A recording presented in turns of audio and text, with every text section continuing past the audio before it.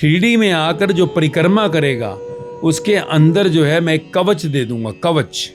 जब वो यहाँ से कहीं पर भी जाएगा तो उसके अंदर की जो बाउंड्री है उस शरीर के अंदर पूरा कवच हो जाएगा कि उसको कहीं पर भी संसार में, तन में या मन में, यानी तन से, शरीर से, मानसिक रूप से कोई भी विपदा, कष्ट, तकलीफ जो है कहीं पर भी दुखी नहीं करेंगे, परेशान नहीं करेंगे।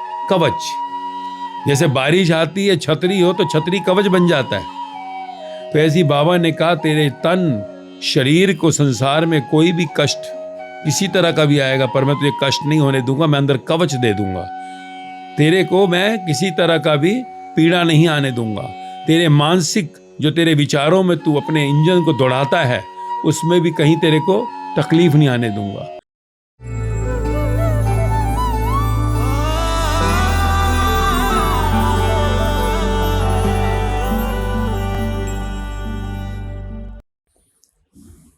ओम साईं राम। मास्टर जी, मैं यूएसए से शिरडी आया हूँ। शिरडी परिक्रमा जो फरवरी में होने जा रही है, कृपया इसका महत्व बताइए। हाँ, शिरडी परिक्रमा शब्द सुनते ही अगर हम साधारण भाषा में अर्थ लें तो कोई मुश्किल नहीं लगेगा। परिक्रमा शब्द, जब भी धर्म की बात होती है तो परिक्रमा शब्द आता ही है।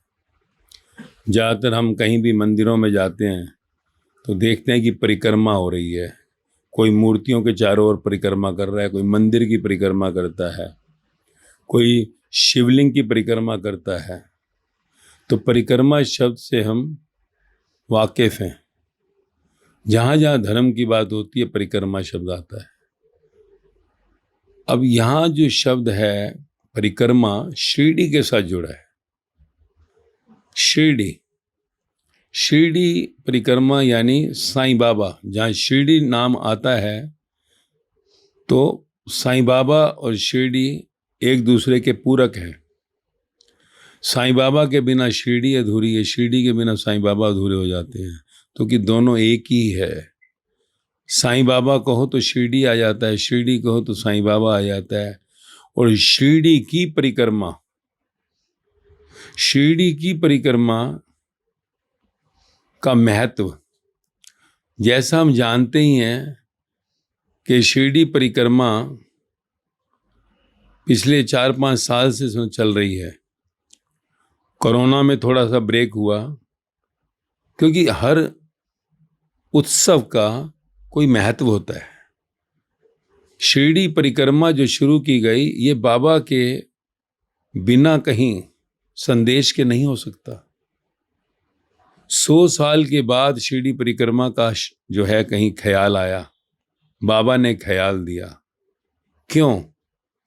क्योंकि अब जरूरत थी, संसार को अब इस परिक्रमा की जरूरत थी। हम बाबा के मंदिर में जाते हैं, हम मूर्त की परिक्रमा करते हैं, कई जगह साईं बाबा की मूर्ति की परिक्रमा करते हैं। पर अब बाबा ने 100 साल के बाद क्यों कहा कि शिरडी की परिक्रमा करो। शिरडी यानी स्थान जहाँ बाबा रहते हैं। आज जहाँ शिरडी में हम बैठे हैं, इस स्थान पर बाबा ने परिक्रमा करने का, कहीं बाबा की नहीं, मूर्त की नहीं, परंतु शिरडी की परिक्रमा। शिरडी परिक्रमा अगर हम कहें तो शिरडी 14 किलोमीटर कहा कि एरिया में पूरा का पूरा चक्कर लगाता है। शिरडी का पूरा शुरुआत जहाँ से हो वहाँ वापिस आने में 14 किलोमीटर लगता है एरिया। तो कहाँ मूर्ति की परिक्रमा हम करते थे तो 25 मीटर 50 मीटर भी नहीं होती थी। और अब परिक्रमा बाबा का संदेश आया, क्योंकि बाबा के संदेश के बिना किसी के अंदर कोई प्रेरणा नहीं आ सकती। अगर ये प्रेरणा जागी कि शिरडी की परिक्रमा, क्योंकि बाबा ने कहा अब मेरी मूर्त की नहीं, शिरडी की परिक्रमा की जाए। 14 किलोमीटर तुझे चलना है, 14 किलोमीटर चलना है। क्यों? कोई तो कारण होगा। क्यों बाबा के अंदर से ये आज 100 साल के बाद हमको संदेश आया कि शिरडी की परिक्रमा की जाए। 14 किलोमीटर तुझे गोल चलना है इस परिक्रमा में। और शुरू कहाँ से करनी है? जहाँ बाबा पहली बार शिरडी में आए, खंडोबा, जहाँ पर बाबा, हम जानते ही कथा में आता है कि मालसापति जो मंदिर के पुजारी थे, जब बाबा पहली बार शिरडी आए तो वहीं पहला कदम उन्होंने रखा, पहला चरण रखा। और मालसापति ब्राह्मण के मुख से निकला, आओ साईं। तो नाम जो नया नाम मिला साईं, वो खंडोबा मंदिर मालसापति, जो मालूम ही है साईं बाबा के बहुत ही करीब रहे जब साईं बाबा शरीर में कहीं यहाँ पर थे 100 साल पहले। तो ये जो जीवन की यात्रा है, ये भी पूरी की पूरी उसके साथ वर्तुल में है, वर्तुल में है। और उस कहानी को जो सा है, जो जीवन में घटित हुई 1910 में, जो सच्चरित्र में आता है, साईं सच्चरित्र में लिखा है क्या कि 1910 के अंदर के बाबा चक्की में गेहूं पीस रहे थे। हाथ वाली चक्की होती थी, तो बाबा हाथ वाली चक्की से गेहूं पीस रहे थे। उस समय कोई ऐसी चक्कियां नहीं होती थी, हाथ से ही पीसी जाती थी गेहूं। तो जब चक्की से गेहूं पीस रहे थे तो अचानक जो है द्वारका माई मस्जिद जहाँ बाबा रहते थे, तो कुछ गांव वाले जो प्रेम में थे आए और उन्होंने देखा बाबा चक्की क्यों पीस रहे हैं, क्योंकि बाबा भिक्षा लेकर ही अपना भोजन जो भी था आवश्यकता शरीर की वो पूरी करते थे। तो ये बाबा गेहूं क्यों पीस रहे हैं, इतना आटा क्यों इतना कर रहे हैं? तो सबके अंदर आए क्यों क्यों क्यों। पर बाबा से पूछने का जो है उस टाइम कोई हिम्मत नहीं कर पाता था। तो बाबा ने जो सा चक्की जब गेहूं आटा पीसा, तो उस समय क्या है, कहते हैं हैजा की बीमारी फैली हुई थी चारों ओर गाँव में हैजा फैला था। लग रहा था कहीं शिरडी में भी हैजा आने वाला है।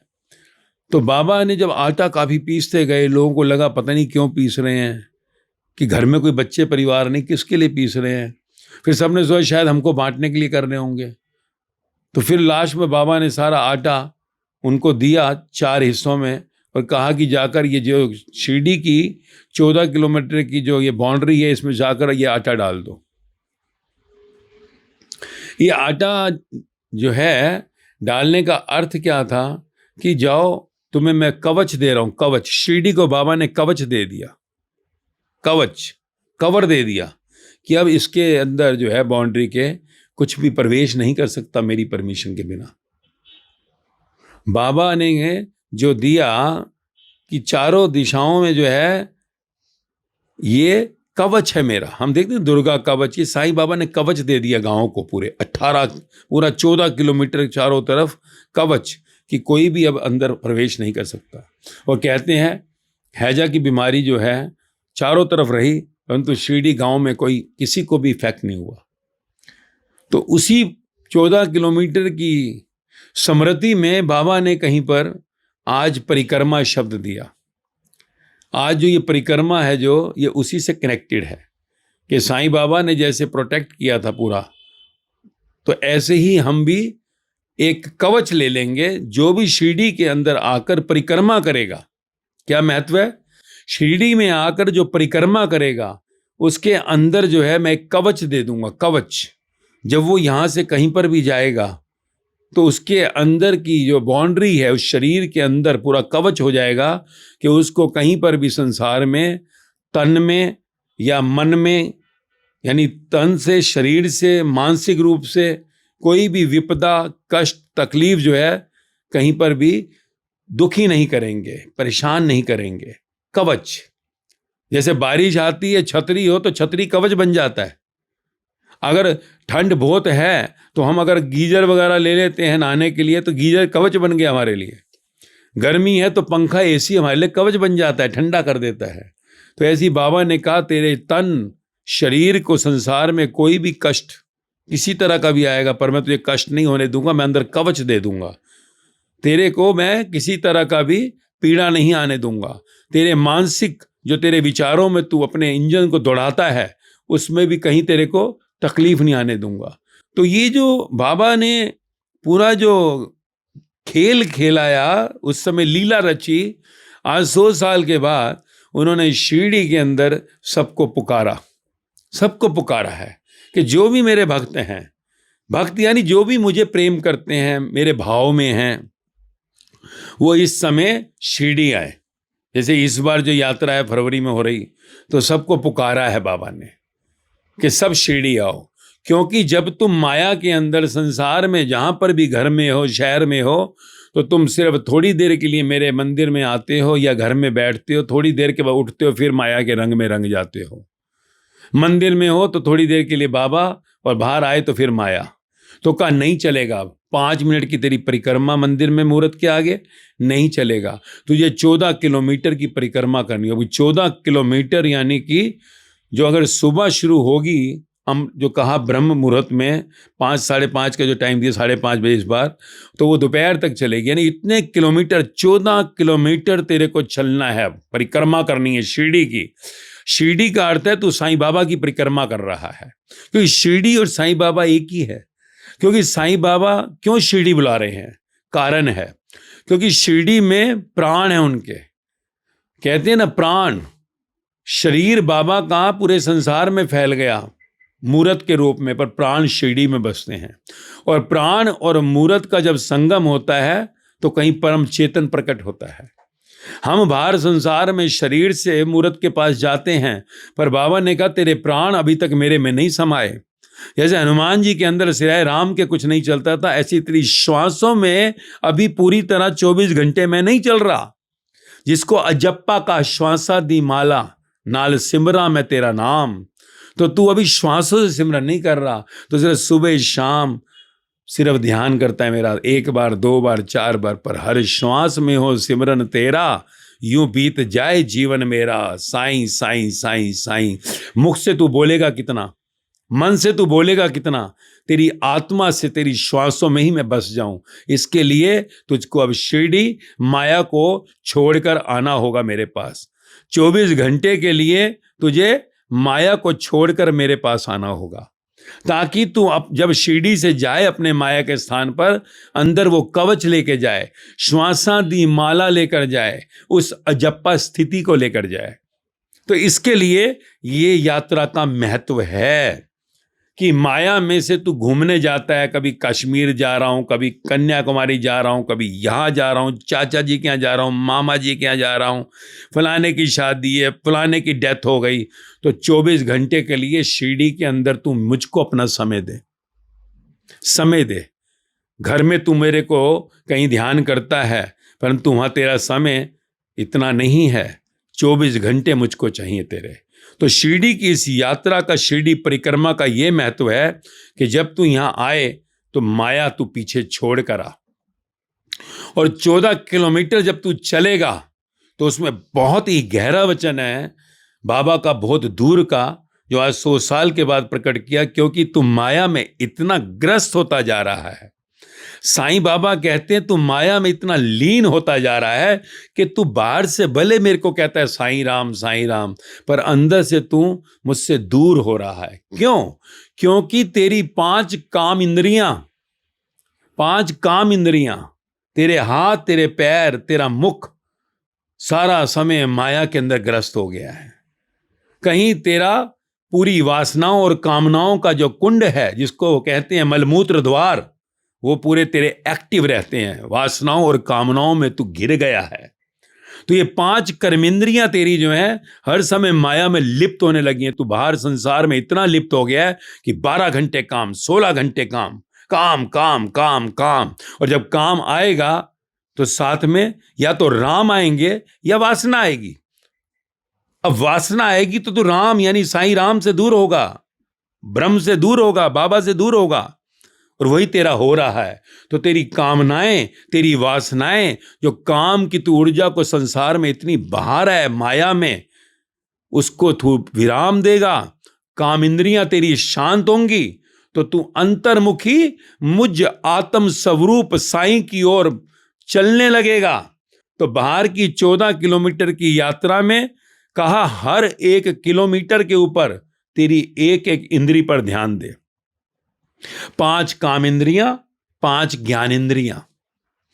जो भी तेरा संसार के कर्म बनते हैं, तेरी कर्मेंद्रियां जो कर्म करती हैं, आंख से तो कोई रूप देखता है, तो उस रूप से क्या होता है, तेरी कभी काम वासना जागती है, काम वासना जागती है, तू मुझसे दूर हो जाता है।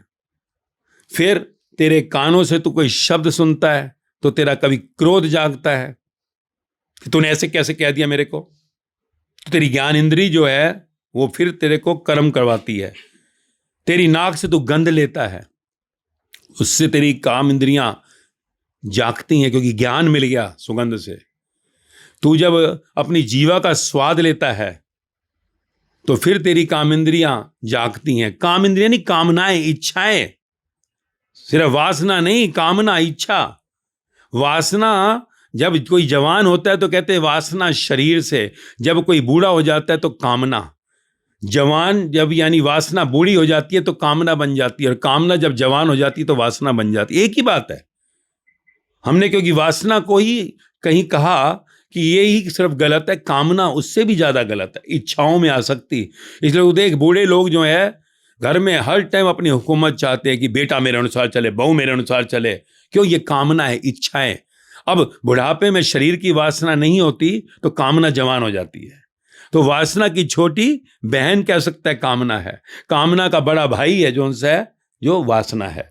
तो काम इंद्रियां, कामना या वासना दोनों जागृत होती है। रूप देखता है, कहीं जीवा से रस लेता है, नाक से गंध लेता है, कान से तू जब कोई शब्द सुनता है, या जब तू स्पर्श लेता है, स्पर्श। तो तेरा वासना और कामनाओं का ये घेरा, 5 ज्ञानेंद्रियां और 5 कामेंद्रियां, दोनों जब योग होता है दोनों का, तो अंतःकरण, तेरी आत्मा में, जो बाबा कहते हैं वो अध्याय 16-17 में, तेरी आत्मा जो तेरे शरीर की कामेंद्रियों और ज्ञानेंद्रियों को चला रही है, वो ज्योत, जिसको एनर्जी का, कॉन्शियस का, उस आत्मा से तू दूर हो जाता है। इसलिए कहा तेरे अंदर जो है अंतःकरण, बाहर का हार्डवेयर, 5 कामेंद्रियां, 5 कामेंद्रियां, 5 ज्ञानेंद्रियों से तेरा दिखाई दे रहा है स्थूल, कान, नाक, आंख, मुंह, त्वचा, और कहीं तेरे हाथ, पैर, मुख, मलमूत्र का स्थान। इन पूरे बाहर के हार्डवेयर के लिए अंदर जो सॉफ्टवेयर लगा हुआ है, जिसमें कि मन, चित्त, बुद्धि और अहंकार, जो दिखाई नहीं देता, दिखाई नहीं देता। सॉफ्टवेयर कहां दिखाई देता है? हार्डवेयर को चला रहा है। तो मन, वो विचार जो मैं मेरा के घेरे में पड़े हैं, मैं ये चाहता हूं ऐसा हो जाए, मेरा हो ऐसा, कैसे नहीं होगा, मैं चाहता हूं, तूने क्यों नहीं सुना, सुनती नहीं क्या, मैं ये, मैं वो। तो वो क्रोध, वासना, रूप देखा, भोग लूं मैं। तो ये अंदर तेरे चित्त में, तेरी कॉन्शियस में, तेरी एनर्जी के अंदर जो बह रही है पूरे शरीर में, उससे तेरी चित्त के अंदर मन के विचार इकट्ठे होते हैं। मैं ऐसे कर दूंगा, मेरा ऐसे हो जाए। मन है मैं मेरा का जमघट, विचारों का जमघट। और चेतना, वो चित्त जिसमें एनर्जी बह रही है। और फिर उससे क्या होता है, बुद्धि कहती है हाँ हाँ कर दे इसको बराबर, चल चल भोग ले इसको, ये कर ये ना कर। बुद्धि जो राइट एंड रॉन्ग करती है। और उससे क्या होता है, फिर आखिरी में जब तू जीत जाता है, पा लेता है कुछ बंगला, गाड़ी, दौलत, अहंकार आ जाता है, मेरा मेरा। तो ये मन, बुद्धि, चित्त, अहंकार, अंतःकरण का सॉफ्टवेयर जब तेरा बाहर की कर्मेंद्रियों, ज्ञानेंद्रियों को सही सदुपयोग नहीं करता, जब वो जानता नहीं है कि इस शरीर में हाथ, पैर, मुख, मलमूत्र का स्थान, आंख, कान, नाक, मुंह, त्वचा, ये सब तुझे परमात्मा से मिले हैं। आज पार ब्रह्म बैठे परमात्मा चाहे साईं बाबा से मिले हैं। ये शरीर के अंदर तेरे मन में सिर्फ साईं राम चलना चाहिए। तेरा अहंकार नहीं, साईं राम का ही घर है, गाड़ी है, बच्चे हैं, पोस्ट है, नौकरी है, सब साईं राम की है, बाबा की है, साईं बाबा की है। तेरे चित्त में सदा साईं चलें, सत्य, तत्व, परमात्मा, सत्य, चित्त, आनंद। अगर सत्य में परमात्मा चले, चित्त में सिर्फ और सिर्फ सत्य, तत्व, साईनाथ चलें, तो फिर कहा तेरे जीवन में अहंकार नहीं आएगा। तेरी बुद्धि कभी भी बाबा को ही कहेगी, जो तुझ भाई, जो तुझे अच्छा लगे बाबा वही ठीक, बाबा की रजा में राजी हो जाएगा। अपनी नहीं चलाएगा, अहंकार नहीं लाएगा, मैं नहीं करेगा, तू करेगा। बाबा तेरा तेरा तेरा तेरा तेरा तेरा करेगा, तेरा बेटा, तेरी बेटी, तेरा घर, तेरा सब।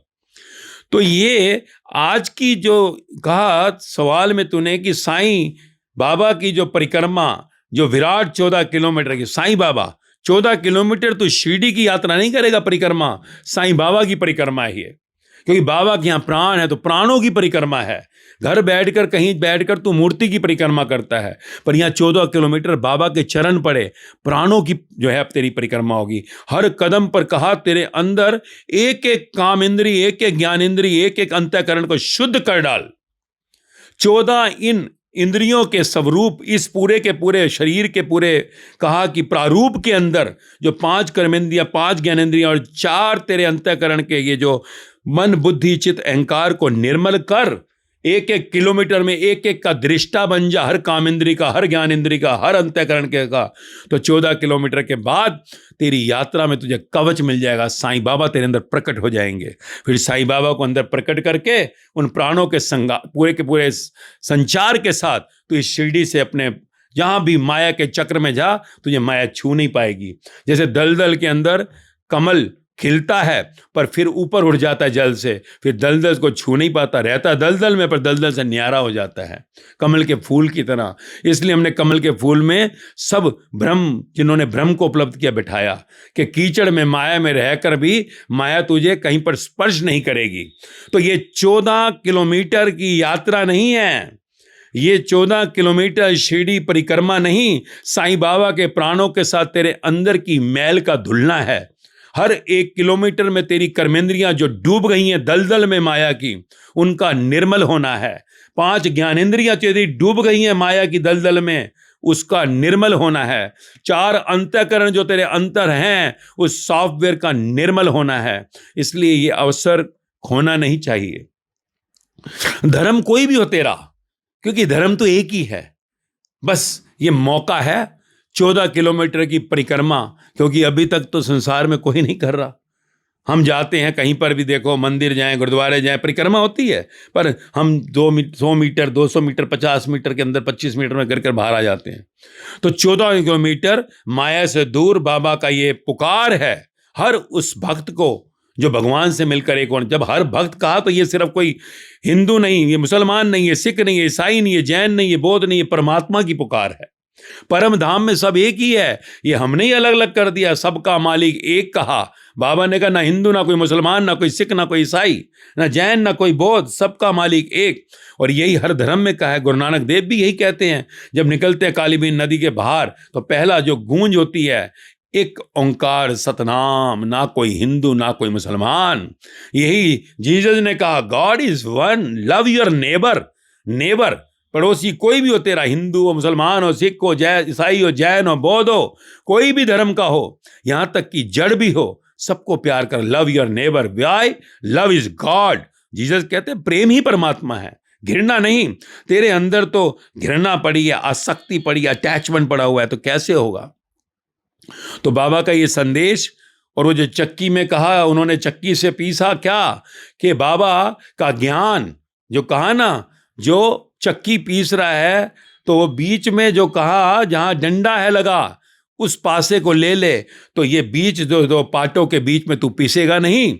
भक्ति जब बाबा के वचनों को तू जीवन में उतारेगा और अंदर तेरे जोन सा है, हर पल बाबा आ जाएंगे, तो ज्ञान रूपी गंगा से जो ज्ञान मिलेगा तुझे, ज्ञान ही दिया बाबा ने। सचरित्र में क्या दिया? ज्ञान दिया, आत्म ज्ञान दिया, कि आत्मज्ञान की जब तू गंगा में स्नान करेगा तो भक्ति के पाठ से तेरे कर्म जो संसार में जो भी तू करेगा, जो वो मैं मेरा में नहीं होंगे। मैं मेरा में तेरा किया हर कर्म तेरा बदकर्म हो जाता है। जब तू अकड़ता है कि मैं ऑफिसर, मैं डॉक्टर, मैं इंजीनियर, मैं बिजनेसमैन, मैंने ये किया, मैंने वो किया, बाबा कहता है सिर के बाल से पांव के नखून तक तेरा क्या है भाई? कहां से लाया आंख? कहां से लाया? दिल्ली के आर्ट प्लेस से? कहां से लाया तू ये दिमाग? पता लगे ना, वाशिंगटन से लाया है। सब तुझे मैंने ही दिया है, इसलिए मैं मत कर प्यारे। यही कह, तू ही है, तू ही अफसर, तू ही डॉक्टर, तू ही इंजीनियर, तू ही चार्टर्ड अकाउंटेंट, तू ही है। मैं कौन? जब तू है तो सब कुछ मेरा ही है। तो तेरा तेरा तेरा तेरा, तो ज्ञान से तेरे जीवन में मैं मेरा मिटेगा, और फिर तेरा हर कर्म तू तेरा से जब होगा तो सत्कर्म बन जाएगा, ब्रह्म कर्म। फिर तू मुझ में लीन होकर एक हो जाएगा। तो ज्ञान का मुट्ठा पकड़कर बाबा कहते हैं, मैंने भक्ति के उस पाठ से, जब तू भक्ति में मेरे आएगा, तू तेरा में आएगा, तेरे हर कर्म को पीस डालूंगा। यही प्रसाद 1910 जो कहा बाबा ने कि तेरे इन कर्मों को कब तक मैं जलाऊंगा, जब तक तू मेरे हाथ से अपना हाथ ना दे देगा। मेरे हाथ में अपना हाथ दे दे तो उस मुट्ठे पर बीच में तू रहेगा, माया की दलदल में कहीं पर भी तू अटकेगा नहीं। तो यही कामेंद्रियां, ज्ञानेंद्रिय और अंतःकरण के 4 जो तत्वों के साथ 14 के पार आने के लिए 14 किलोमीटर की यात्रा में, शिरडी महायात्रा कह सकते हैं, इस परिक्रमा में तुझे पुकारा है बाबा ने। तो आओ और इसमें एक एक अपने इस पूरे तत्व को जलाकर और पार ब्रह्म परम तत्व को पा इस जन्म को सफल करो। ओम साई राम।